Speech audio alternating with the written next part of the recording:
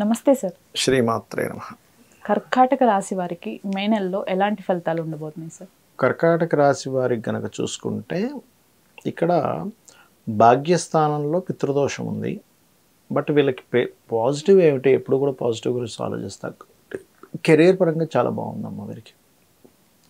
అంటే ఈ సంవత్సరం ఈ నెలలో 15 days చాలా బాగుంది. First 15 days, first 2 weeks career కారకుడు దశమంలో సంచరిస్తాడు. దాని తర్వాత అదే ధనాధిపతి లాభంలో కూడా వస్తున్నాడు. కాబట్టి కెరీర్ పరంగా ప్రమోషన్స్ కోసం ట్రై చేసేవారికి చాలా బాగుంటుంది, ఇంకా అందులో డౌట్ ఏం లేదు. కాకపోతే ఇక్కడ ఈ 9వ స్థానంలో ఉండే గ్రహాల వల్ల కొంచెం లాంగ్ జర్నీస్ విషయంలో కొంచెం జాగ్రత్త తీసుకోవాలి వీళ్ళు. వీళ్ళకి ఆర్థికంగా ఎలా ఉండబోతుంది సార్? వీళ్ళకి ఆర్థికపరమైన ప్రోగ్రెస్ మాత్రం చాలా బాగుంటుంది. బికాజ్ ఆఫ్ సెకండ్ లార్డ్ అంటారు, అంటే ధనాన్ని ఇచ్చే కారకుడు రవి ఎగ్జాల్టెడ్ పొజిషన్లో ఉన్నాడు. అండ్ దాని తర్వాత కూడా మనకి శుక్రరాశిలోకి వస్తున్నాడు. అండ్ శుక్రుడు కూడా దాంతోపాటు కలిసి ఉన్నాడు. కాబట్టి ఆర్థికంగా చాలా చాలా బాగుంటుంది. కాకపోతే ఈ కర్కాటకం వారికి లాభాధిపతి, చతుర్థ లాభాధిపతి అంటారు. ఈ చతుర్థ లాభాధిపతి కొంచెం కంబస్ట్లో ఉన్నాడు. కాబట్టి ఏదైనా ఇప్పుడు కంపెనీస్ పెట్టేవారు కానీ కొంచెం అంటే ఏదైనా ఒక నిర్మాణము ఇట్లాంటివి చేసేవారు కొంచెం చూసుకొని చేయాలి. బికాజ్ ఆఫ్ రవికి దగ్గరలో శుక్రుడు కొంచెం తిరుగుతూ ఉన్నాడు కదా, మ్యాక్సిమం ఎప్పుడు దగ్గరగానే ఉంటాడు. కొంచెం జాగ్రత్తగా ఉంటే సరిపోతుంది. వీరికి అసెట్స్ కానివ్వండి, ఎడ్యుకేషన్ పరంగా ఎలా ఉండబోతుంది సార్? బాగానే ఉంటుందమ్మా. కాకపోతే కొంచెం ఇంకొంచెం ఇంప్రూవ్మెంట్స్ రావాలి అంటే కొంచెం సూర్య నమస్కారాలు చేసుకోవాలి. ఇందాక మనం చెప్పుకున్నట్టుగా ఈ శుక్రుడు ఉన్న స్థితి అండ్ అలాగే కర్కాటకం వారికి భాగ్యస్థానంలో రాహువు, బుధుడు, కుజుడు కలిసి ఉన్నందుకు హైయర్ ఎడ్యుకేషన్ వాళ్ళకి మాత్రం కొంచెం స్ట్రెస్ ఉంటుంది. అంటే ఆఫ్టర్ డిగ్రీ చేసి తర్వాత ఉంటారు కదా, ఎంఎస్ చేసేవాళ్ళు లేకపోతే ఇంకొంచెం పిహెచ్డి లెవెల్ చేసేవాళ్ళు ఉంటారు కదా, వాళ్ళకి మాత్రం కొంచెం డిస్టర్బెన్స్ అనేటువంటిది చూపిస్తుంది. ఆరోగ్యపరంగా ఎలా ఉండబోతుంది సార్? ఆరోగ్యపరంగా చూసుకుంటే కొంచెం హీట్ రిలేటెడ్, వేడి చేయడం అనేటువంటిది కొంత చూపిస్తుంది. బికాజ్ ఆఫ్ ఇక్కడ మనకి గురువు చూసుకున్నట్లయితే గురువు మంచి పొజిషన్లోకే వస్తున్నాడు, 6వ అధిపతి. కాకపోతే సన్ యొక్క కండిషన్స్లో తిరుగుతుంటాడు కాబట్టి వేడినిచ్చే గ్రహము. అదేవిధంగా మనకి 5th and 10th లార్డ్ అంటారు, అంటే ఇమ్యూనిటీని ఇచ్చే గ్రహం వెళ్ళి రాహుతో ఉంది. కాబట్టి వేడి చేయడం, ఎక్కువగా చేయడం ఇట్లాంటివి ఉంటుంటాయి వీరికి. మ్యారేజ్కి సంబంధించి ఎటువంటి ఫలితాలు ఉండబోతున్నాయి సార్? మ్యారేజ్ విషయంలో కర్కాటకం వారికి సర్వసాధారణంగానే కొంచెం ఆలస్యమైనటువంటి టైం నడుస్తుంది ప్రజెంట్.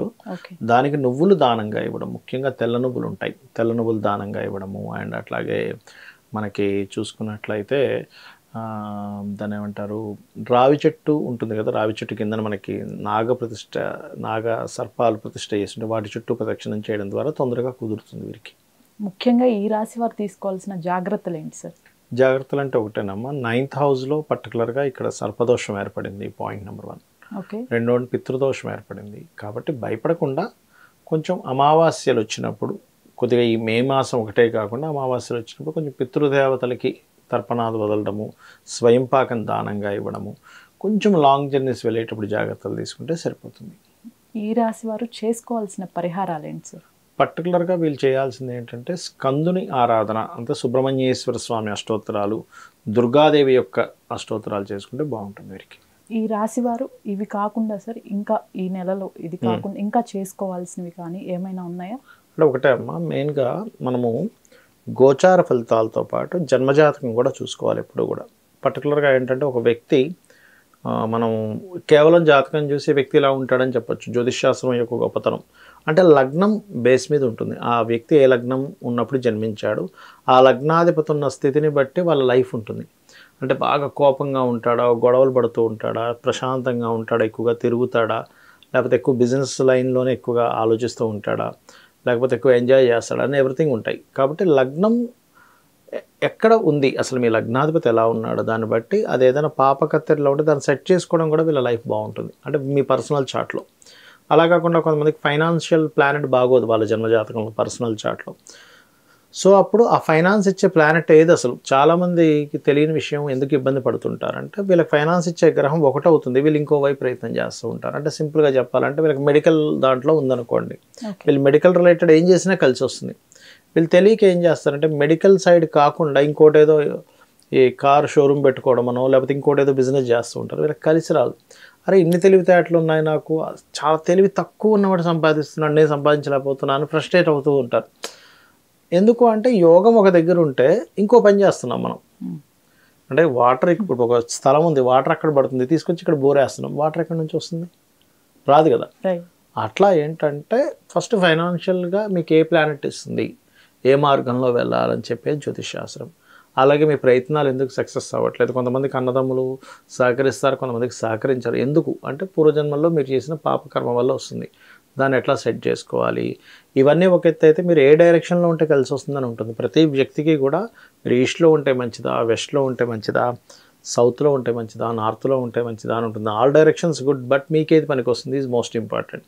ఇవి తెలుసుకుంటూ చాలామంది వివాహం అవ్వట్లేదని బాధపడుతూ ఉంటారు, బట్ టైం రాదు ఒక్కోసారి. ఇప్పుడు మీరు ఈ సంవత్సరం అంతా కష్టపడి వివాహం కోసం ఎదురు చూసి చాలా రకరకాలు చూసి వెక్స్ అయిపోయే కంటే కూడా నాకు ఈ సంవత్సరం అసలు బలం లేదు, నెక్స్ట్ ఇయర్ ఉందనుకోని ఈ సంవత్సరం అంతా మీ పనులు చేసుకుని నెక్స్ట్ ఇయర్ వెతుక్కుంటే మీకు టైం సేవ్ అవుతుందిగా. సో వివాహ సమయం ఎప్పుడుంది, ఎలాంటి వ్యక్తి వస్తారు, వివాహం విషయంలో చాలామందికి ఈ మధ్య అన్ని డివోర్స్ కేసెస్ ఎక్కువ అవుతున్నాయి బికాజ్ ఆఫ్ ప్లానటరీ పొజిషన్స్. అలాంటి వాటిలోనే ఎక్కువ మంది పుడుతున్నారు.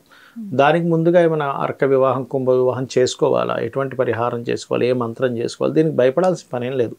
లలితా సహస్రనామాలో చక్కగా మనకి ఓం కామేశబద్ధ మాంగళ్య సూత్ర శోభిత కందరాయ నమః చేసుకున్నాను అనుకోండి, చక్కగా సెటిల్ అవుతుంది వివాహం విషయంలో.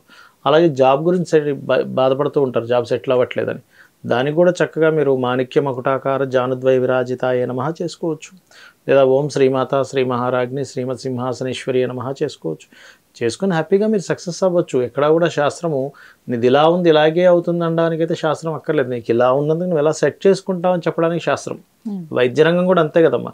నీకు జ్వరం వచ్చిందంటే నీకు జ్వరం వచ్చింది చెప్పడానికి కాదు, జ్వరం ఎలా తగ్గుతుందో చెప్పడానికి వైద్య రంగం. అట్లాగే ఈ శాస్త్రం కూడా నువ్వు ఎందుకు ఇబ్బంది పడుతున్నావు, నీ పాస్ట్ లైఫ్లో చేసిన కర్మ ఏమిటి, సో ఇక్కడ నువ్వు ఏం చేసుకుంటే నువ్వు దీన్ని అధిగమిస్తావు. జాబా, బిజినెస్సా, విదేశానికి వెళ్ళడమా, లేకపోతే కొన్ని అప్పుల్లో ఉంటే నువ్వు ఎలా బయటపడాలి. చాలామంది వాళ్ళ రేపంతా అప్పులే. సో ఓం అపర్ణాయ నమః మంత్రం ఇట్లా ఏంటంటే పర్టికులర్గా కొంతమందికి అప్పులు ఇవ్వడమే వాళ్ళ బిజినెస్ అవుతుంది. మరి వాళ్ళకి ఏమిటి అంటే వాళ్ళకి ఆ యోగం ఉంటుంది. కొంతమంది అప్పులు చేయడం వల్ల ఇబ్బంది పడతారు. సో ఈ చార్ట్లో ఏంటంటే ఇవన్నీ చూసుకోవాలి. ఇక్కడ చాలామందికి సందేహం వస్తుంది, మరి ఇవన్నీ చూసుకునేలాగైతే మనం ఎందుకు ఈ గోచార ఫలితాలు, ఈ మే ఫలితాలని, ఆ ఫలితాలు, ఈ ఫలితాలు ఎందుకు చెప్పుకుంటున్నాము అంటే ఇక్కడ రెండు విషయాలు. ఒకటి చూడండి అమ్మా, ఇప్పుడు మీరు ఇక్కడికి వచ్చారు, స్టూడియోకి వచ్చారు, ఇంటి దగ్గర మార్నింగ్ టైం ట్రాఫిక్ ఎక్కువగా ఉంటుంది. మీరు ఇంటి నుంచి ఇక్కడ రావడం గంట సేపు పడుతుంది అనుకోండి. అదే ఏ ట్రాఫిక్ లేదు, హాఫ్ అన్ అవర్లో రాగలుగుతారు. ఇంకా ఎక్కువ ట్రాఫిక్ ఉంటే 1.5 hours పడుతుంది. అంటే ఏమిటి, మీరు మీ వెహికల్ మీరేం మారలేదు, కానీ ఎందుకు డిస్టెన్స్లో తేడా వస్తుందని బికాజ్ ఆఫ్ ట్రాఫిక్, అంటే బయట ఉండే పరిస్థితులు. అలాగే మన జన్మజాతకం పనిచేస్తున్నప్పటికీ బయట ఉండే గోచార గ్రహాల స్థితి మనల్ని కొంత రూల్ చేస్తూ ఉంటుంది. మీకు ఎలాగైతే ఆఫీస్కి రావడానికి 1/2 గంట నుంచి 1.5 గంటల వ్యవధి ఎలా అయితే మారుతూ ఉందో ఇది కూడా అంతే. ధన్యవాదాలు. శ్రీమాత్రే నమః.